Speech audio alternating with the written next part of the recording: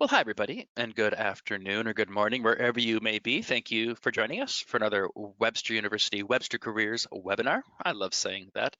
And today we have a great topic, finding balance when working from home. And our guest presenter today is John Link. He's the director of the Career Development Planning Office at Webster University. My name is James Beal. I'll be your host for today. I'll be passing the controls over to John here shortly. Just wanted to say hello and a reminder, this is a live broadcast right now. So if you have questions or comments along the way, please feel free to zap them in writing using the ask a question or the chat feature of the webinar software. And when we get a chance, we can ask John what he thinks about your awesome comments and questions. But please feel free to take the opportunity to ask questions and brainstorm. We love it when these webinars kind of take that feel of great questions coming from the audience and we can have a discussion.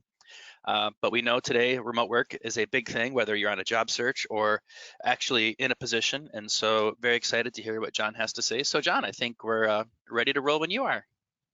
Sure, yeah, thanks, James, and thanks to all who are participating in today's broadcast. We're excited to continue offering opportunities to present on a variety of different career development and career transition topics for our Webster University community and others who are visiting us, learning a little bit more about today's topic, finding balance. If you're working from home or if you're working in office and you're collaborating with team members who may be working from home, I think there's this kind of two-way kind of communication and ways to work collaboratively when your team members may not be right next to you. So there's multiple considerations that we'll begin unpacking today strategy-wise, reasons to really figure out why it's important to find that balance and want to separate your personal time away from work if your office or if your workspace is set up at home, and also really finding some sort of scheduling that works best for you and your team members if there is kind of that separation where you're working or your entire team is working remotely. So we'll have some fun today talking about some of the strategies that have worked for myself, my team, and then some other strategies that I've picked up along the way from others who have had to make those transitions from office to remote and then remote back into office. And James will also be monitoring, as he said, the chat box. So if you have any comments or questions, strategies that have worked for you, I'd love to hear them and potentially use those myself, because I'm always looking for ways to keep things new and develop and evolve more as a leader and something to pass along to my team members as well. I think really setting the tone for today's conversation is about wanting to really find purpose in separating what you do for work and how you spend your time outside of work, especially if you are continuing to not have opportunities to go out and socialize due to different social and operational restrictions across the country and all over the world through the global pandemic. And when we look at separation, we should be able to find ways that we aren't putting tasks off during our designated work hours to pick them back up later, so that we're not working when we normally would be doing something else outside of the office. So really finding ways, and the importance of that is going to be up to you and how you are going to determine what is best for yourself or your family if you're living with others, and how to consider all of those when you're really figuring out the best path to continue working and being as productive as you can. The why here is so important. You have to really think about how working from home and staying in sync with all of the activities, tasks, responsibilities that you have with your employer is going to be challenging to just cut off. So there has to be a strategy in place to mentally find some balance when you crave and deserve that balance outside of your work activities. So some considerations for how important this is. avoiding burnout. Burnout is so um, uh, real in many of our lives when we look at how much time and energy we exhaust on different work activities. When you combine that when working in the place that you are also sleeping and interacting with your family and friends, and you're sharing space with your animals, it could become a bit overwhelming to find ways to separate those. So avoiding burnout by having a clear separation between work and life is going to help you really find uh, some sort of peace in your away from work time in your home. It really lets you unwind, and thinking about that separation is going to give you an opportunity to shut down any of those work tasks, turn off those notifications, do not check your email, do not do anything that you wouldn't otherwise do if you weren't in the office. Even if you are completely set up to work from home without having to go in at any point during the week, having that clear separation is going to allow you to just unwind and relax at the end of your work day. And it's really also good for those who are in your life, whether you are sharing space with family, or if you're regularly connecting with people who are visiting your home, you're going to be able to find that you and them are going to have a much easier time to relax and unwind together if you do not have those distractions from work when you are not supposed to be working. So think about the importance of that and understanding that the balance here is going to be essential, and balance is going to look different for every single person.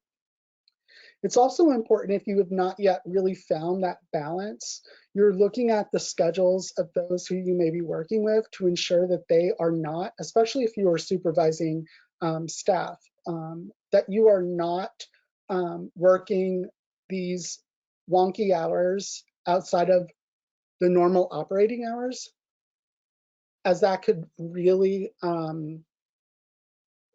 it could really limit the social interaction that you may be able to have with them during the designated work time, especially if you're connecting with them via Messenger, Cisco Jabber, Microsoft Teams, Zoom, and any other type of conferencing software where you're actually working during the designated day. So finding that balance is going to help your team and also make you a bit happier when you are at work.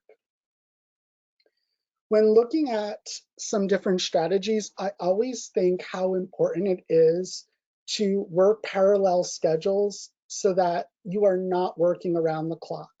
It can often feel like you are passing by your family members or others that you're sharing space with if your schedules are not in sync. So think about if it's possible, and sometimes it is challenging, if you are currently at home with children who are also participating in Zoom class instruction, that you're trying to be as productive as you can while they're also on task and in school while you are working. So that would be easier for you to not have to be disrupted later on when there is no structured activity for your student. It's also important if you can sync any schedules with any adults that you're living with. That will also help you not find distraction when you are working and they may not be, or they're working and you may not be. So syncing up those schedules can sometimes be challenging, especially if you do not have a lot of control to create your own schedule. But that could be a consideration if you're trying to make some adjustments that work best for you when you are working from a remote location.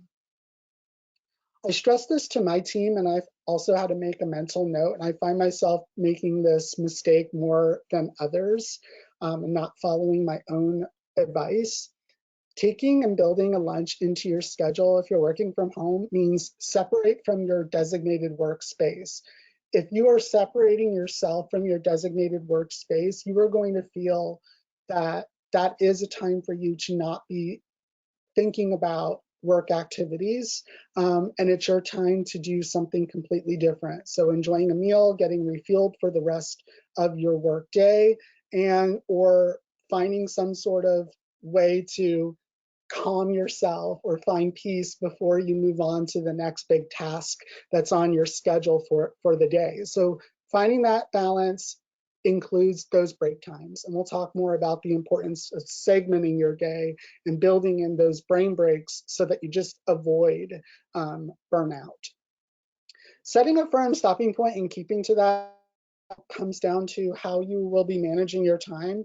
And if you are operational, if your office had been operational from 9 to 5, you shouldn't be necessarily working after 5 p.m., especially if before the pandemic you were not working. That was a firm stopping point for your work. So finding that congruency between what you used to do in office and at home will help you get into that or get back into that structured routine. And have some triggers to indicate when the end of the day is. Some of those triggers can be finding any sort of looking forward to point of your day that indicates that you are approaching the end. One of those could be potentially a notification that may be sent to your virtual calendar if you've synced up any calendars with your smartphone, or if you have a smart watch, that may give you an alert that you are 15 minutes away from the end of your workday. So you can plan for the next day and identify what some of your greatest accomplishments were that day and opportunities to strengthen any things that you may have scheduled to get accomplished but yet didn't. So that could be a good way for you to really figure out how that stopping point is going to work best for you. If you have a separate space in your home for an office, shut that door when you are done. And if that's not possible, turn off the computer, turn off the screen, tidy up the space, and let it be until the next morning. Because if you do not, you may be tempted to continue working, and that's really not going to be healthy for yourself. You're going to find yourself burn out quickly if you just go back to that workspace and revisit it. I myself have an iMac at my desk, and I am keeping that on from 9 to 5 or 6 at night. And then after that, I turn it completely off. I do not turn it back on for any reason. Now, that doesn't mean I do not use my laptop or any other technology, but I'm not using it for work tasks. I'm doing other types of activities like I'm a student, so I'm taking some classes myself, and I'm doing maybe some catch up through Skype calls with friends and family. So shutting the door, turning off the computer, separating yourself from that designated workspace is going to help you really focus on life outside of work, even if it's in the same space. And scheduling screen-free time, because we are so linked to our technology when we are trying to maintain connection remotely, it's hard to find a separation between ourselves and screen time when we may want to catch up on the news and go to our social media feed and see what's been happening while we've been typing away or on Zoom meetings all day. So finding some sort of time where you can take a break from how much time you are spending in front of your computer on your mobile device is going to give you a little bit of solitude to reflect and just kind of not be distracted and let all of that go for the remainder of your workday. I find there are some apps that give you an average of how much screen time you've spent weekly. And every week I get a report sent to my mobile device about how many hours I had spent compared to the previous weeks. And every week I try my best to shave off an additional amount of time. And that's a little goal for myself to know that I'm going to keep myself well and not be so burnt out when I'm in front of a computer. And last, and then we'll look at some questions and some hacks that may be important if you're identifying ways that you want to find some balance or challenges that you want to bounce off of the group to see what may be an opportunity for you to strengthen your work from home productivity.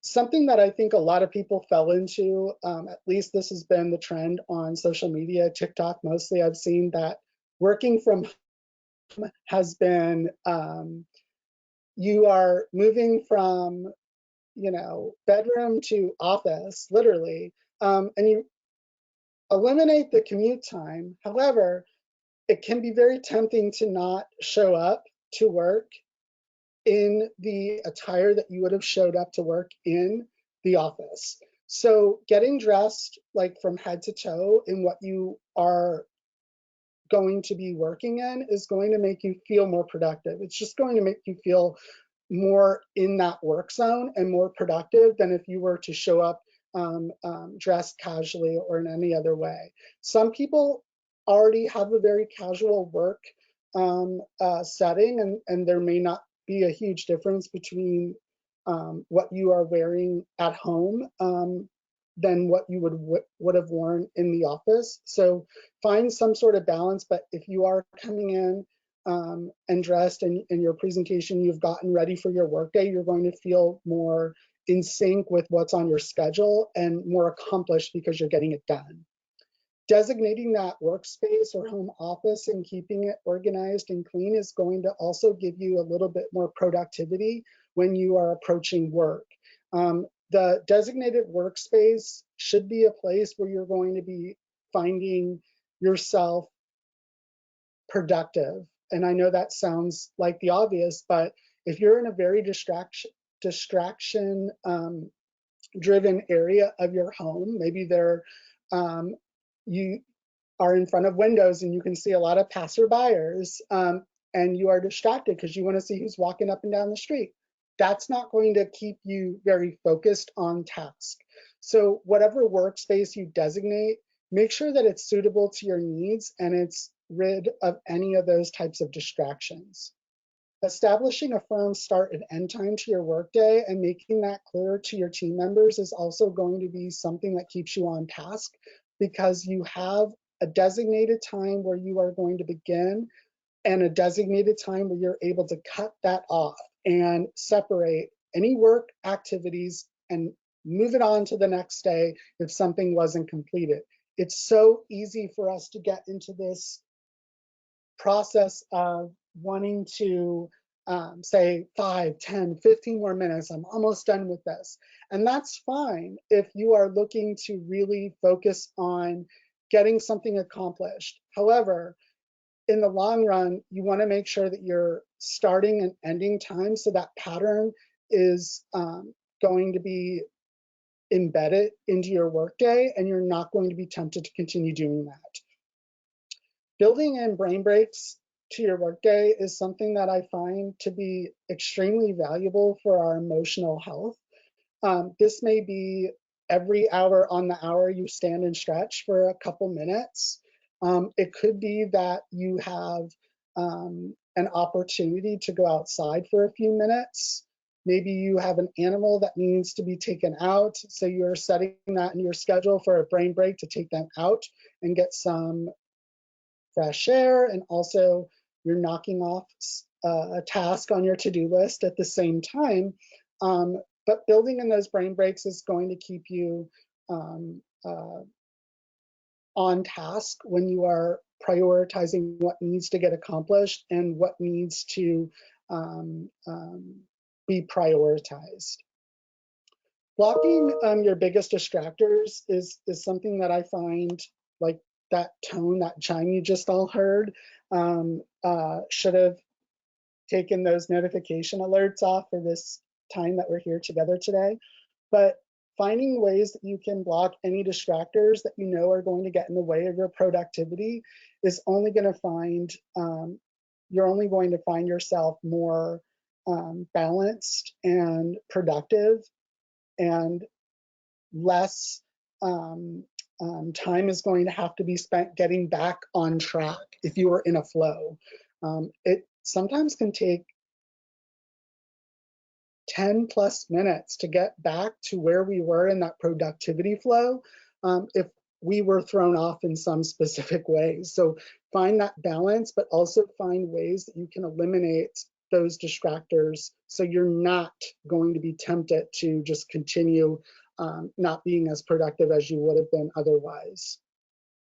Technology can be helpful when you're trying to manage your schedule and projects. It's also good if you are someone like me and you have a combination of reminders through your digital tools, but you also have your written to-do list, and you're jotting down on your notepad what you want to accomplish and when you want to accomplish that by. That's going to be extremely valuable as you are looking for ways to cross something off. It makes you feel accomplished.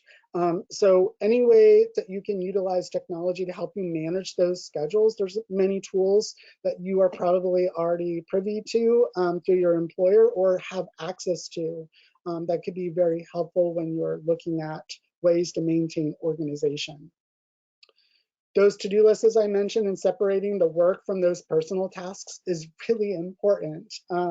It can be tempting to add on that to-do list for work if your work is in your home environment and see some of those intersecting tasks on the same list, but try to avoid doing that because you want to really maintain that separation. That would mean separate lists.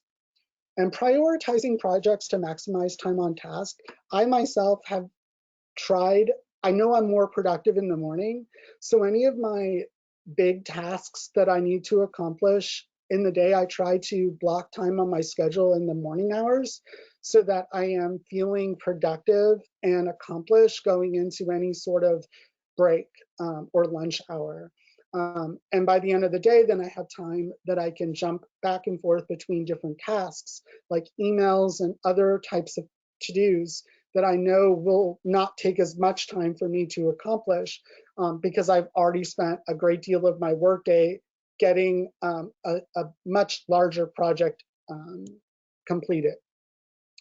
And really, this is something that I think is so important. If you are focusing on your communication preferences and you're clearly articulating those to who you work with, that's going to save a lot of time in how you are coordinating any meetups via Zoom, phone, email, direct messaging through something like Cisco Jabber or MS Teams. Any preference that you have for communication, you can clearly communicate that to your team members so that you're able to really focus on productivity using those different modalities when you're working collaboratively. So James, I know that you had some questions or you were thinking about some ways that we can connect some information about time management, continued time management strategies, but also those who may be identifying employment opportunities, especially employment opportunities that may have started or may be promoted as a virtual or out of office opportunity, at least in an interim period, and then maybe moving back into an in-person, in-office type of experience. And I think there's a lot of great tips and resources that we can share with those on the call today for finding some balance, but also understanding that everyone is adjusting and everyone's continuing to adjust because this is not something that we may have gotten used to over the last 8 or so months, but it's something that is going to continue at least in the near, if not distant future. So finding new ways to find this energy when approaching work from home and any sort of structured schedules outside of the office, I'm happy to provide some perspective on that kind of balance. Well, sure, John. Well, this has been an interesting topic for me for a really, really long time. I probably started working remotely more than 20 years ago. So I'm a technologist, right? I've done websites for 25 years, and that's kind of my area. And I reflect on this a little bit because I am very used to being on calls as like a web developer with someone from Nepal or someone from Africa or someone from Asia, because web development, you find contractors through websites all over the world. And so I think some of us are more used to remote working than others, and of course now this year, all the rules have changed with so many of us being in this position. So I did want to share a few things, and actually have some questions for you too. Sure. So in the technical world, because not even seeing face to face the people that you work with as a norm, it has created the need for some systems.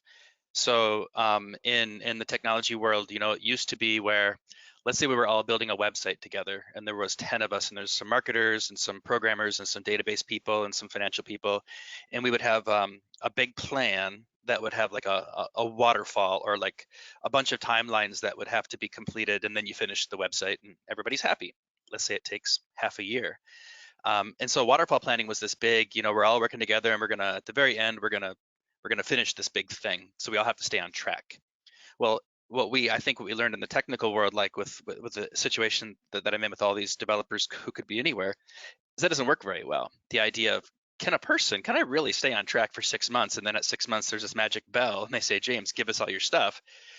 Am I going to be on track? And the answer is no. I'm not going to. I don't have that good of a system, or it's just not the way. Why didn't we touch base along the way? And then I could have, you catch me at the 1 month point and say, James, how's it going? And then, so not depend upon this big conclusion where everything is done magically some distant point in the future. So in the technical world, we've created systems. Everybody might have heard of something called agile project management. And the real hallmarks of Agile is saying, you know what, instead of this huge goal that we're shooting for half a year from now, let's all just touch base every week. Let's have a Monday. We'll call it a stand-up meeting. We'll take 15 minutes. We'll just say how everything's going. Anybody need anything? And then everybody's on their way. So the idea of checking in more frequently and not having these enormous deliverables, but more incremental deliverables along the way, and knocking them out little by little, it just makes the project actually go, because you end up catching things that aren't being finished much sooner in the process than after it's a big old thing. And so, in the technical world, I think we've adapted, but obviously nowadays we have so many folks that are entering the remote workforce. And in my other job, I do this in another job. I'm actually a manager of a remote team. And it's been really interesting. And some of us have adjusted really easily, and some of us haven't adjusted so well. I remember the first calls that we had during the COVID period in March and April, a business call firing up. People are figuring out how to use Zoom, and is their microphone turned on? And then I'll hear like a big crash in the background, and someone will say, "I'm sorry, I'm sitting at my kid's desk. I had to push all of his Legos onto the floor." Or we'll hear kids in the background, or maybe a dog barking, or construction through the window. So the idea of this being new in an extremely distracting environment, it's totally there. And I think at the highest level, we each give each other permission to sometimes be in a wacky spot, right? We don't, on these Zoom calls, I know as a manager of a remote team, I never, ever even think about judging somebody because of their environment, of course. It's like, oh, maybe they'll find time later to do this, but they're being interrupted right now. So I think my big picture is, um, be nice to ourselves, knowing that we are in a different work world. Don't let our self-talk really kind of beat us up about how far we feel behind and all of that.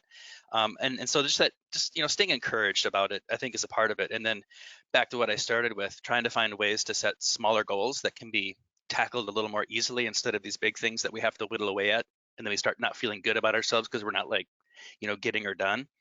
So that's kind of like the high level comment that I would make. And then one last thing, and then I'll jump into some questions, John. Maybe you have some reactions to this.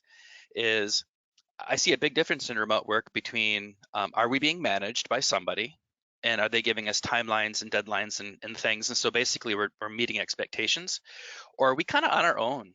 Are we self-employed? Are we on a job search? Or are we in a position where they say, you know what, you manage yourself, just deliver for us?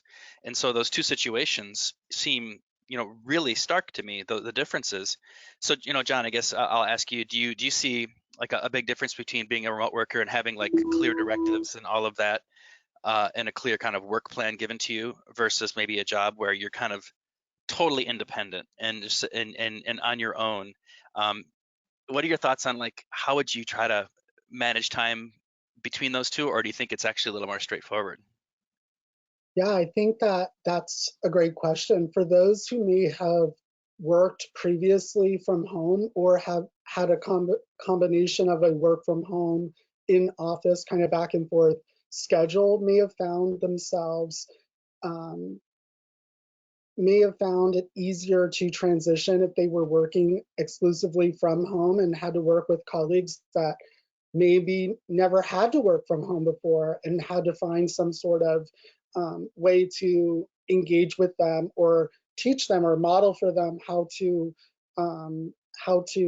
find that kind of balance. When I started working from home, um, I immediately realized how important communication between my team members and understanding what's happening on our schedules weekly, monthly, was going to help us all understand our workload compared to in person last year to this time. Things look much different. We see a decrease in the amount of people connecting with us, but we know that there's a high need, as the markets are indicating that there are employment opportunities out there for those who may have been laid off and are looking for a new job, or if they're looking for other creative ways to generate income if they've been maybe part-time furloughed. So yeah, I find that it's so challenging to find that kind of flow at first. However, um, you're going to find that rhythm and be able to manage your time effectively, be self-directed, um, maybe not hear as much from your supervisor, but that check-in time is so important. And any of those weekly or semi-monthly meetings with your team members and with your direct report is only going to help you stay on track and communicate with them what you are doing. If it's ever asked, what have you been doing with your time? I think that those um, um, considerations are so important when you're looking at any new change to your schedule that has not ever been had before is going to always take an adjustment period. And it's interesting. I totally agree with all that. And who likes having more meetings? You know, it's like, oh, we're in this thing and now we have to have more meetings, but short meetings. I have a little post-it note right on my desk here, shorter meetings. I think I heard, I don't know if it was a joke or a real thing. Someone said, a meeting will always occupy the amount of time that you schedule for it. It just kind of fills the time space. And Mhm. so maybe as a habit, don't always set 60-minute meetings. Maybe start setting 30-minute or 20-minute meetings and see if the business can get done. And that's kind of where I'm at right now. I was supposed to have 1 hour meetings with all the people on my team each week. And I said, why don't we start with 30 and go 60 if we need it? And everybody's loved it. You know, so the idea of these quick check-ins, I think really helps. Really helps with, leaving some time in the cracks a little bit. And here's so I mentioned when we started up the call, John, it was kind of cute. I'll say, you said, I've been meaning to do this and this, but I'm kind of off track. It's just kind of like talking about the subject of the day, right? And so we get off track on our plans sometimes for various reasons. And I think I mentioned to you, it was a famous boxer had a saying, everybody has a plan going into a boxing match until you get punched in the nose, and then the plan goes out the window, right? So Right. how do you treat it when you realize that your plan is off the rails a little bit? It's a Monday, you had a great plan. Here it is a Wednesday, and things aren't getting done. Um, First of all, you give yourself permission to not be there, right? We can't hammer our own selves up and make feel bad about this stuff. But how do you hit the reset button? Is it like a reprioritization? Is it Yeah. a break the scene a little bit and come back with a fresh look on things? What do you think about like resetting when you see your plans a little bit off the rails? Yeah, I think it's important to first assess what the underlying reason is for getting off track.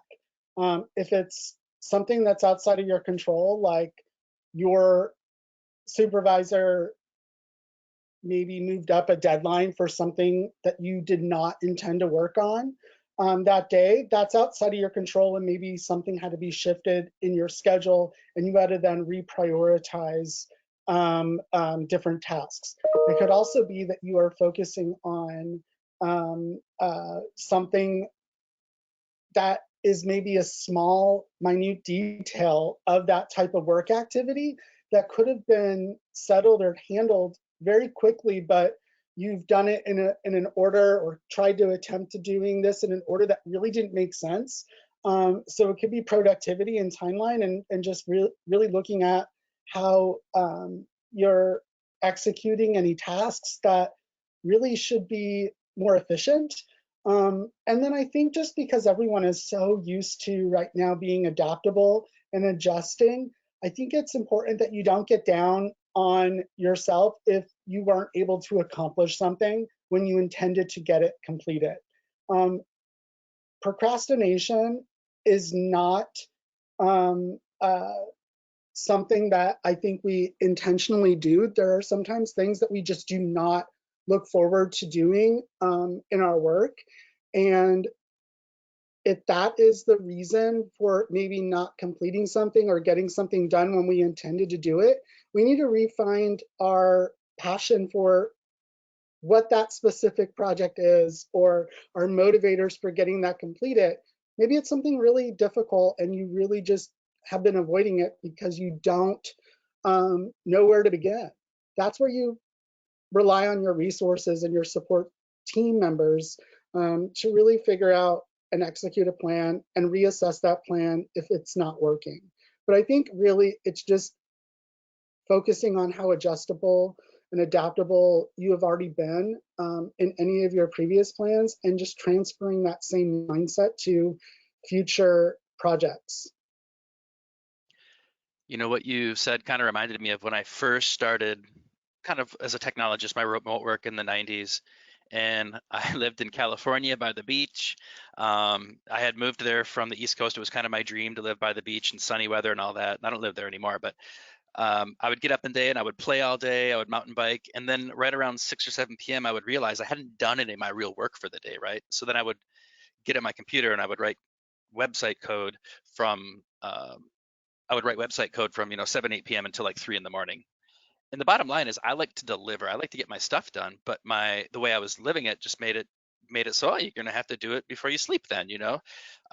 So there's kind of an attitude of I'm going to get it done no matter what, which I think is a nice kind of attitude to have if you can. But also, um, during the day, am I doing myself any favors by maybe not keeping up, or all of that? And do I put myself in the position of in the evening having to do a bunch of work? So I like the idea of you know doing ourselves a favor at 9 a.m., doing our 5 p.m. self a favor at 9 a.m. in the morning. So when 5 o'clock rolls around, it's like, well, at least I'm glad that you answered all those emails, or at least I'm glad you do this. I kind of think about that a little bit. But early on, when I was doing this website development work, I did have a bit of a time management challenge, and I heard of this thing called a time study, and it's really just a little notebook that you keep at your desk or somewhere. And for a few days, I think I did my time study for about 3 days. You just kind of write down what you do all day, and and not the easy things to remember. It's like, oh, I ate, or I, read the newspaper for a while, but just try to like write down everything that you do. And I looked at it and I realized that for me, a healthy day included some time playing with my dog and some of that, and it included 2 hours of reading newspaper headlines, and the news is kind of one of my things. And so I basically tried to figure out, what does a normal day look for me? So how could I then, create some kind of plan to work with like my normal day? Because I can't really change myself as a human. I don't know if I'm big enough to do that, right? But I wanted to work with it a little bit. And so once I had that time study figured out, I could actually kind of try to create a budget to say, well, why don't we just, check the news headlines before 9 a.m. each day, and then not after that, or try to shuffle things around. So the time study was really useful, and I'll ask you about that. And then also, I gave up Facebook this year. What would it have been? Back in July, for various reasons. I didn't feel like it was helping me. As much fun as I had, burning up time there, I just did not start to feel like it was helping my brain. So what are your thoughts about maybe for some of us, doing a bit of a time study, figuring out where our time goes? What do you think about giving up social media? Have you tried that before?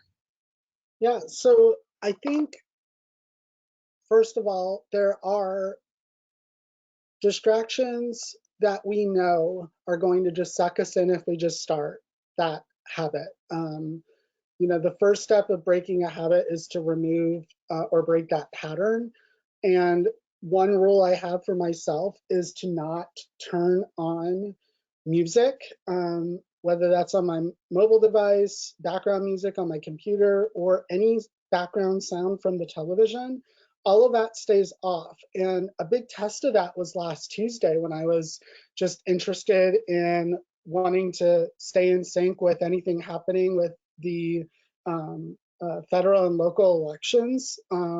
And I successfully did not engage with any activity online, on my phone, on the television, until well after my workday had been completed.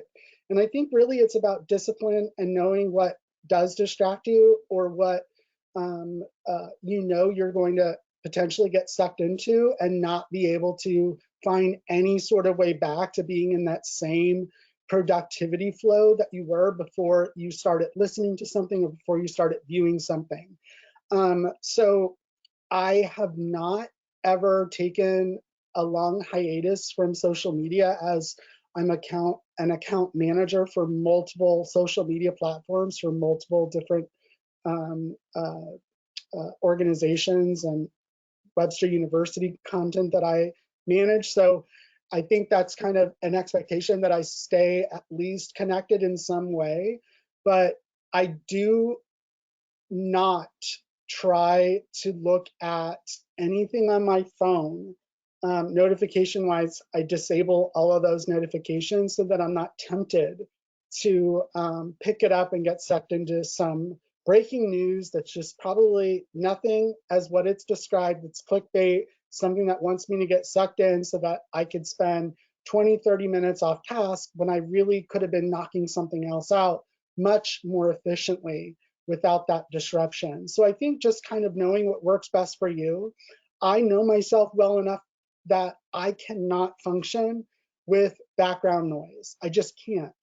When I was a classroom teacher, an elementary teacher, I had one of the quietest classes because I couldn't think out loud and teach properly if there was so much chatter happening.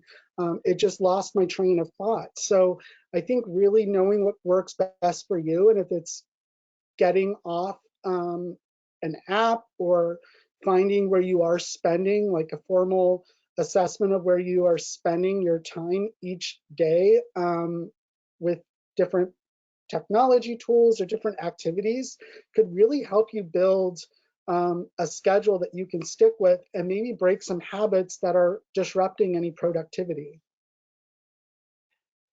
Would you say that you're a list maker? I'm a prolific list maker. In fact, each morning I will rewrite the yesterday's list and hopefully scratch a few things off. I don't always feel like it's the most productive task, but I like seeing like in front of my eyes what I have and haven't done. What do you think about just being like a prolific list maker, post-it notes or whatever? Yeah, I think that over time, I think pre 2010, I was only using paper agendas, notebooks to keep my schedule organized. That also included daily list activities, things that I wanted to accomplish or goals that I was looking to make progress toward. I was listing those, and I would be very mindful of what that was, and also would feel so accomplished when I checked something off. However, when technology really started getting so wrapped into every single component of my life, I found that some of those hacks that were designed to make things more efficient for us and keep us organized and connected really did not keep me better organized. That was something that I learned myself, that digital to-do lists and such just do not work for me. So lately, I have had to really resort back to different to-do lists. And sometimes it's not crossing it off the to-do list, it's writing it down because you understand that there are so many things happening at one time or through one time period that you really need to write it down, because if you don't, you may not build or budget time to complete that specific task, or it may not be time sensitive, or it may be time sensitive, and there's a specific deadline that you need to meet. So keeping yourself on task by writing it down and making a very detailed to-do list is going to help you be more mindful of what those activities are and when you want to accomplish it. And right in front of me, I have a this week to-do list, and it goes through Friday, Monday through Friday, and then there's a next week section. And on the bottom of the to-do list, it says, this week will be my last week next week. So it really wants, I really want to focus on completing things so that my weekend time is not so bogged down with things that I should have gotten done or could have gotten done during my work week. Yeah, that's cool. I was just reflecting about this as you were talking, and I value making the list as kind of an exercise. It's like almost like a meditation. I'm just kind of thinking through things. So a way to organize, and I love it when I can throw something out. It's like, I put this on my list 5 days in a row, and it just ain't that important, so I'm not going to put it on today. But in my mind, it's like a form of visibility for things that I want to actually do. It's like I want to be mindful of the things I do want to get done. And my example is like if I go to the grocery store and I buy all this yummy fruits and veggies, and then if I don't put them in a spot in the fridge that I can see them, like if I put the cucumbers like in a drawer somewhere, I'll open up that drawer 4 weeks later to some crazy mess. And I'm like, why did you do that? It's because Right. they're out of sight, out of mind. So I like the idea of that. But then if your list is getting so big that it becomes a chore to make the list, or, it's the same things. What do you think about deciding to throw away some things? Like, is it healthy, would you say, of those 10 things, just only 3 of them are important today? Yeah, I think it just depends on what level of responsibility you have and how much energy that responsibility is going to take from your daily activities. I think it's always important that, and this is my mindset when I was an undergraduate student, if I know that I have a test on December 14th, I'm likely going to write in my calendar, in my planner, 2 weeks out from that time to begin building a study plan so that by the 14th of December, I have everything that I need to feel confident knowledge wise to be successful on test day. Goes to some of the projects or activities you have. If you have a very big project that you need to complete, you need to build a plan that's going to help you stay organized so that when that due date is, is approaching, you do not feel so rushed, and that you have to then prioritize other things that you would have gotten done otherwise, but can't do because now you're working on things that you could have been working on previously. I think if you have a lengthy to-do list and you prioritize 2 or 3 things that you want to focus on that particular day, that sounds like a good plan of action to me, as long as it is not interfering with any deadlines that you are trying to accomplish, because making sure you are sticking to your schedule and not breaking patterns is going to give you more fulfillment and not have to rewrite your same to-do list over and over and over again. So it's really breaking bad habits, but also getting to new habits as well.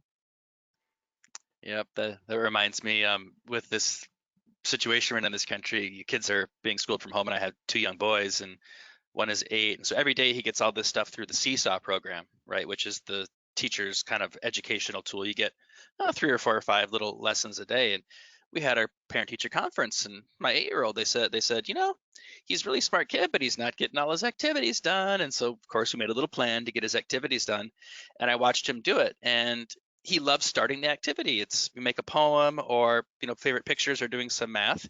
Um, but then he wouldn't finish it. So he had all these open ones, and I'd say, what's left on this one? He's like, oh, I just gotta check this box right here, and then it's done. He didn't do the thing that made it go away. And so we Yeah, spent last night cleaning up, and just doing these tiny little steps that actually made all these activities close up. So sometimes maybe that's the case too, is uh, we're closer than we think, and it's just nice to spend the effort to put stuff to bed. definitely. Yeah, that's challenging when you're also trying to, uh, or it can be helpful when you're looking at strategies that work for the little ones in our life, it also applies to our own work activities too. And, there are obviously much bigger tasks that we are likely going to make progress toward over an extended period of time. But the success or feel of or sense of accomplishment that we feel is the same as when you're sharing those strategies, those lifelong strategies that will work in the future for your son. It really works for yourself too. Well, I guess I have one final comment, and we did have a person in our audience, Kelly, say that she talks about something called a Panda Planner, and it's a notebook that you can. I just checked out the website. You can check out Panda Planner. Obviously, we don't work for them, and so we don't get any commissions or anything. But back in the 80s, I had a thing called a daytimer, which is basically a notebook where you wrote down all your stuff, right? And you'd carry around your daytimer all the time, and it's how you stayed on track. And this Panda Planner, it looks like it has some elements to it, but it also has um, it considers like the emotional side, like, what are you grateful for today? What are you excited about? What do you want to focus on? So I think that's interesting to not think about our to-do list as just, a list of chores, but to try to find how we can get excited about stuff, how we can feel intentional about things. We might not love every part of our job, but there's probably hopefully something about it that we do really enjoy, maybe some analysis or something. And so finding a way to embrace some of these things, with our work, and it's a kind of a mental aspect. I think it's neuroplasticity. There's some stuff to talk about that too. Like people can look at the same thing differently, and some person can try to find joy in it, and some person wouldn't. And just the idea, can we find some joy in this work that we're doing? I think it's just a cool idea. So thank you, Kelly, for mentioning that Panda Planner, and I would encourage us to think about not just what do we have to do, but what motivates us as well. And so a final comment, John, and then I'll let you wrap up here. Is so I mentioned that I have another job where I manage a remote team, technical people mostly. And I will say this, it would be the satisfaction of my day for an employee who was maybe struggling with time management, or some of this stuff, to come to me and say, James, just wanted to confide in you. I'm kind of struggling, like, keeping up with stuff for various reasons, and I was wondering if you have any thoughts to share about how I can set some milestones or something with my plan. I mean, as a manager, I would absolutely love that, because the other way is for me to notice things aren't getting done and figuring out how am I going to intervene with this worker, right? So for all of us here who feel like maybe we're behind the eight ball, so to speak, or behind the game, um, figuring out how to ask for help in a way that we're comfortable with. Maybe, and you might have to say, I need help. You might say, I feel like I have a lot on my plate. I'd like to spend 15 minutes with you, maybe talking about some priorities, or maybe helping me figure out some milestones, just so I can stay focused on stuff. And everybody knows the situation that we're in right now. So I would just say, for all of us, if there's a way to ask for help, it could even be a friend, maybe not our direct boss, but finding a way to craft that message. I mean, I would say, I, as a manager, I would be grateful the person confided in me. I would be motivated to want to do something about it, because who doesn't want employees to be, firing on all cylinders and up to speed and feeling good about their work and all of that. So I don't know, John, if you'd say maybe you could check with the HR manager, maybe check with your direct boss, or check with a colleague. But just like we say when you're writing a resume, have someone look it over for you. Make sure they catch the typos before you send it out there. What do you Yeah. think about asking for help, or even what should it be? Could it be a colleague? Could it be a direct report, a supervisor? And just make it something where it's a little activity where you're getting an opinion that helps you get on track. I'll let you kind of wrap up on that thought. Yeah, I think that anyone, any professional, any mentor that you may have had to confide in, to see or have validation that some of the activities that you're indicating that may be um, um, eating away at a lot of your time, and maybe you do not feel like you're accomplishing a whole lot, is going to be helpful to receive some feedback by somebody who can give you some candid, honest, and supportive words to motivate you to try something different. I also think that it's very important that we all take a deep breath and understand that we're all human, and that there sometimes are too many things put on our plate. There are sometimes new roles or new responsibilities that we have to absorb. If somebody is out of the office, or if there's been any sort of shortage of staff that maybe we have taken on a lot of those additional responsibilities. So I think balancing, but also confiding in somebody that is going to be um, um, helpful and supportive and listening is going to give you a little bit more opportunity to um, identify some strategies or maybe even find some support to be successful.